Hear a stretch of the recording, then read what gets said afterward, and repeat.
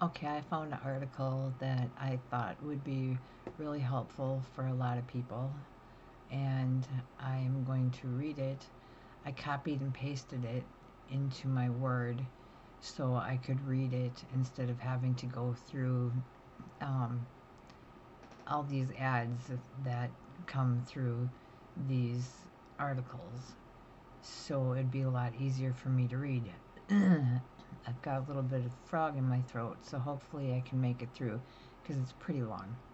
So, the topic in the article is 6 signs you or someone you know has borderline personality disorder. 1. You tend to experience intense mood swings. Sorry. People with border feel extremes in their moods and they tend to experience their emotions more intensely than people without borderline do. I hope I can make it through. That can range from cheerfulness to anger and irritability and even happiness at times. Outsiders tend to focus on the negative moods that people with borderline sometimes feel. It's more about ample amplitude of emotions than types of emotions. The range is bigger for those patients. Sorry, there, that was better. The moods are not only intense, but they can change quickly, sometimes lasting only a matter of hours. That's one key difference between borderline and bipolar disorder. Bipolar disorder involves intense mood swings too, but the moods change much less frequently for those individuals. A person with borderline might stick with one mood for a few weeks or even months. Another key difference between borderline and bipolar disorder is people with borderline don't experience the emotional highs, such as mania or hypomania, that people with bipolar disorder do. It's like 2:30 in the morning, so forgive me. I'm trying to help people here and myself. I'm trying to learn. Number 2, you struggle with low self-esteem and fear of rejection. Many people with borderline experience low self-esteem and have an unstable self-image. This unstable self or self this unstable sense of self can lead a person to seek praise or attention from friends or romantic partners and cause drastic mood fluctuations depending on the outcome. Also tied to this symptom are ambitious goals and overall behavior. Oftentimes, people who struggle with borderline have this fear of abandonment, and that can be a very real abandonment, like someone trying to leave them behind, or it can be just a fear based abandonment, like an imagined one. As a result of that fear of being left behind, people with borderline might have a hard time trusting other people. They might even stop communicating with a loved one if they suspect they'll be rejected in the near future. 3. You had a traumatic experience as a child. In some cases, this fear of rejection or abandonment can be linked back to an earlier trauma. For instance, maybe the person with borderline didn't have consistent caregiving while growing up or was put in another disturbing situation. It's very common for a patient with borderline to have a history of trauma of some sort: childhood trauma, sexual abuse, physical abuse, or emotional abuse at some point in their life. I'm so sorry. An invalidating environment essentially means being told that your thoughts and feelings aren't right, or they don't matter, or they don't count. It's easy to see how hearing this repeatedly could lead to low self esteem and relationship troubles, two hallmarks of borderline, especially because parents are often the ones responsible for creating this negative atmosphere. 4. You have trouble maintaining stable relationships. The signs mentioned above mix together to create relationship difficulties. The person with borderline might have trouble with interpersonal relationships across the board, from work relationships to romantic ones. Sometimes it's the fear of abandonment that's at the root of the problem. It can make someone with borderline need people to be available to them at all times. Having someone who's unavailable or not available on a consistent basis can be very difficult for the person with borderline. The other thing that can keep people from borderline from having healthy relationships is stress induced paranoia, which means patients with borderline may believe others don't have their best interests in mind. People with borderline experience emotions intensely, and that can give more meaning and value to the things that go on around them as a result. Many people with borderline also take a love hate approach to their relationships. The fancy words we would use for that are idealization and devaluation. Relationships can get really intimate really fast. A person with borderline might meet someone and immediately put that person on a pedestal, thinking of them as the best person ever. That's the idealization part. Devaluation comes in when the person with borderline starts to think that the other person might leave them or reject them in some way. At that point, the new friend goes from being the best person ever to the worst.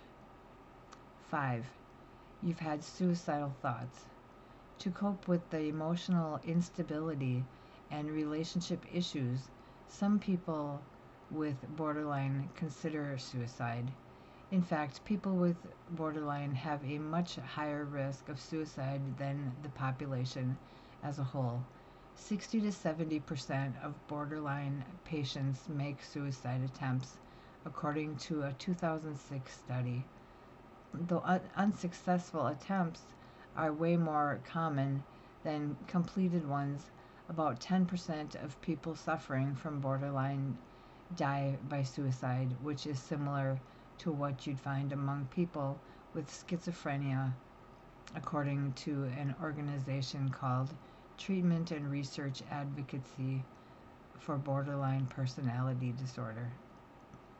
Usually, suicide attempts are the impulsive result of dealing with difficult emotions. They can also be a person with borderline's way of showing family members and friends that they're in distress. Some people with borderline turn to other self injury injurious injurious behavior, such as cutting or burning, but this isn't something all borderline patients experience. It's a subset of patients who might have these symptoms. 6. You engage in reckless behavior. Some people with borderline engage in reckless behavior, such as going on shopping sprees, engaging in unsafe sex, using drugs or alcohol, driving dangerously, or developing eating disorders. But there's an important distinction to make regarding how often someone participates in these activities. Engaging in these types of activities while experiencing an elevated mood could be a sign that there's a different mood disorder, not borderline, at play, according to the NIMH, which I believe they mentioned what that organization was up farther. For instance, when someone with bipolar disorder is experiencing a manic episode, they may have very high energy levels and engage in reckless behavior over a period of days or weeks. In borderline, this is more like a persistent pattern of reckless behavior that may come and go, but not have these clear departures from baseline. How borderline personality disorder is diagnosed. Usually, interpersonal challenges are the earliest signs that there's something going on, but many people won't decide to get help until they start having suicidal thoughts or make plans to hurt themselves.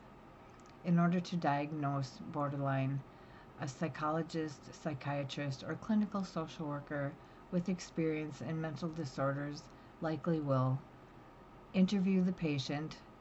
The gold standard for assessment is a structured interview where a trained clinician would ask very pointed questions around the illness. Examine the patient thoroughly to rule out other illnesses and conditions. Determine if a person's symptoms qualify as borderline. They need to meet 5 of the diagnostic symptoms to be officially diagnosed. Review the patient's family medical history. Having an immediate family member with the disorder increases the risk of developing it. There are a couple of good assessment tools out there, but cautious against self-diagnosing. Instead, seek out a licensed professional who has experience with depression and borderline personality disorder. So I read that because it was very blunt, it was very informative, it was just to the point of, where did you want to be? Not me, because I know, but there wasn't any fluff. There wasn't any ads.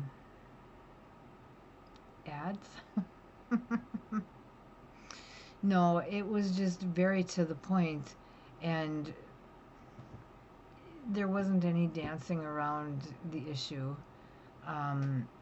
It was I liked that it was very to the point. I want to turn that on there. I find that when I like having the pink on, but I find that I look like I have sunburn. And we're going to have fun with my camera again. Yes, I'm fairly new at YouTube. I enjoy it very much. I hope that you get some helpful information out of my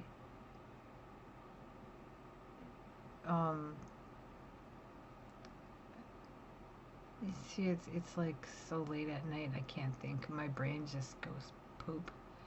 I hope you get some information out of my videos. I hope you share them. I hope you subscribe, because I will do more videos, and I sort of focus on certain topics of borderline, and the topics that I focus on are the ones I know. I don't make up things that I don't know. I don't go find information about things I don't know, like schizophrenia or things like that. I don't do videos like that. Those are way out of my league. Um, but I do, like I have to do some bipolar ones. But for me, bipolar I've had for so long that what is there to know? But I suppose there are people out there that are new to it and need more information. But that's why I've been doing the borderline personality disorder because I don't know a lot about it. I'm somewhat newly diagnosed, although um, I haven't, nobody's told me anything about it. So I'm sort of confused about it. Um, the remission part kind of gets me confused, and I'm pissed off because if that's the case, why hasn't anybody been working on that with me? Um, Especially at my age. But then I also do adult estranged adult estranged children because I am estranged from my children. So I do that topic. Um, I did a water topic because one day I don't know why. Um, it occurred to me that the world would not exist, nothing would exist if it wasn't for water. And I worked 12 hours on that video. So I hope you get a chance to go watch that video because I worked really hard on it. And then there was about the creator I made about myself. So you can get to know me and sort of not like personally, like what size jeans I wear. But just a little bit about me and what I look like in other ways, not my 3 o'clock in the morning look. Um, but I mean, I wear donut pajamas. I love my donut pajamas. Um, but I my goal is to try to help people realize things that they may have been diagnosed with that they don't understand. But I try to do it in a serious sense of humor sometimes, throw in my own 2 cents when I think something's not right, when I think something's bullshit, when, you know, they kind of put everybody all into one can when that's not the case. Everybody's different. So I try to put my spin on how I am and my experiences, um, being my age and what I've been through. So I try to put that in there.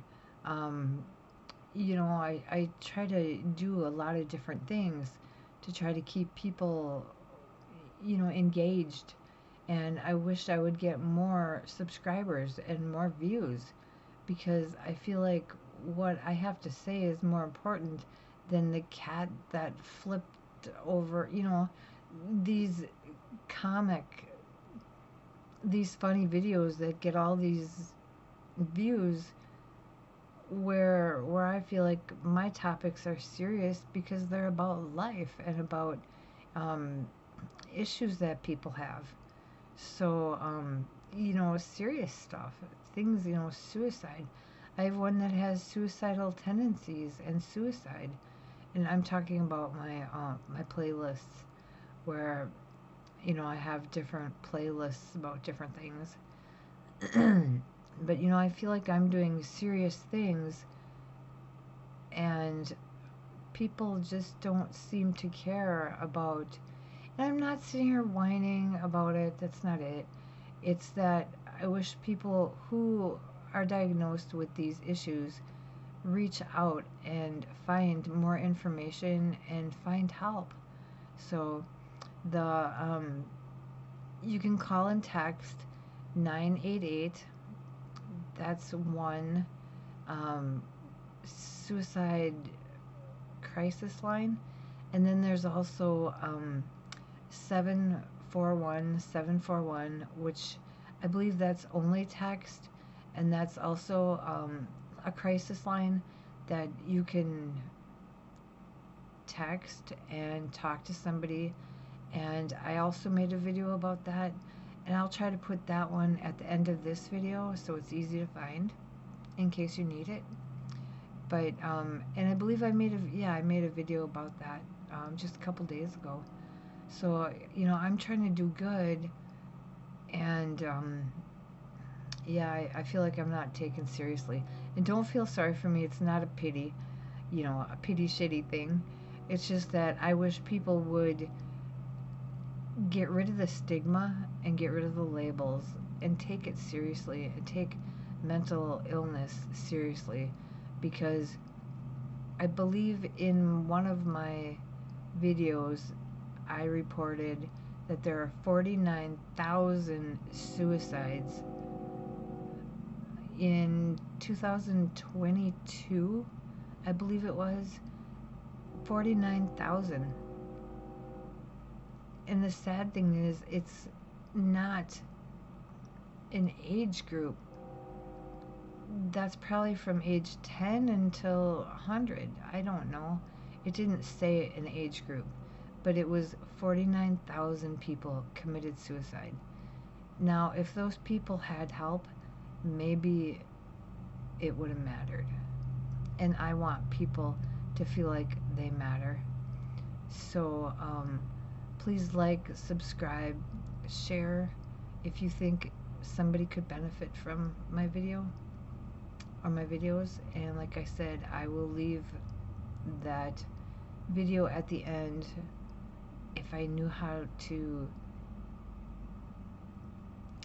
do, edit my videos, I'd put it up on the screen, but I don't, because I do mine very unedited, very scripted, and I like it that way, and I wish more people would do it that way. Sometimes I do faceless, where I was gonna read that whole thing faceless, but I wanted to put a face to that topic. Those topics are important to me. Oh, they all are. But you have a good night, and I try to do a video every single day. It's usually at night because things have calmed down and have quieted down, and I just prefer to do it at night. I'm a little more calm. Sometimes I fall asleep, and I try not. If I would have known how to edit that out, I would have, but I didn't, and it happened twice. So you have a great day. Thank you, and take care.